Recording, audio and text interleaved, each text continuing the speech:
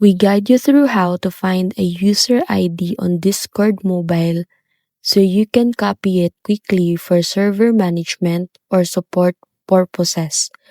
First thing you need to do is open the Discord app on your mobile device and go to user settings by tapping your profile picture. Next, scroll down to advanced and enable developer mode, and once developer mode is on, navigate to user whose ID you want to copy, tap and hold their profile or name and select copy ID from the menu that appears.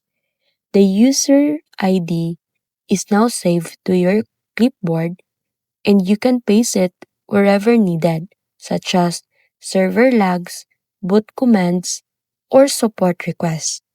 Enabling developer mode is essential because Discord doesn't display user IDs by default, so this method ensures you can retrieve any user's unique ID efficiently on mobile.